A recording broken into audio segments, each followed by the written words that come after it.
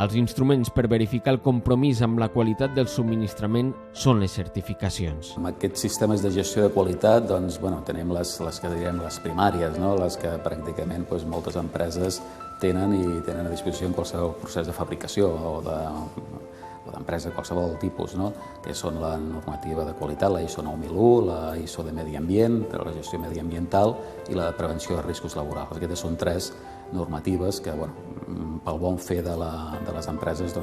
està bé que estiguin adoptades sobre aquest sistema de gestió.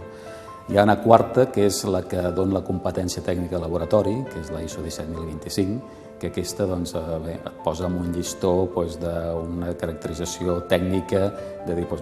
avalua no tant la bondat de la qualitat, sinó la competència tècnica de la gent, dels procediments, de la instrumentació, i que tot es faci sota una lupa amb uns certs augments. L'última derivada és aquesta de recent, des de l'any passat,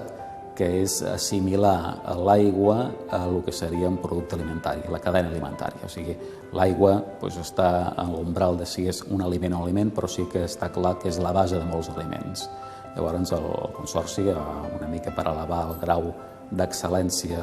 del seu procés i de la seva manera de fer i del seu laboratori, va decidir optar aquesta normativa nova, la ISO 22000, sobre iniquitat alimentària, de manera que es miren amb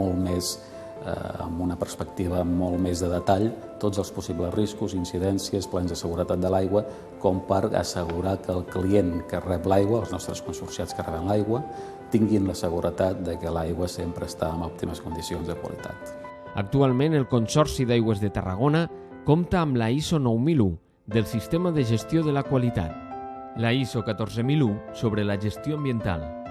la OSAS 18001 del Sistema de Seguretat i Salut Laboral, la ISO 17025 d'acreditació d'assajos del laboratori en el sector ambiental i la ISO 22000 del Sistema de Gestió de la Inocuïtat de l'Aigua. Sí, el laboratori pren un paper de controlador. El procés, gràcies a tindre dades, pots actuar també amb el procés, pots adaptar-lo una mica a tota la sèrie de reaccions fisicoquímiques que es produeixen i d'additius que s'han d'afegir a aquesta fàbrica d'aigua, que és una etapa,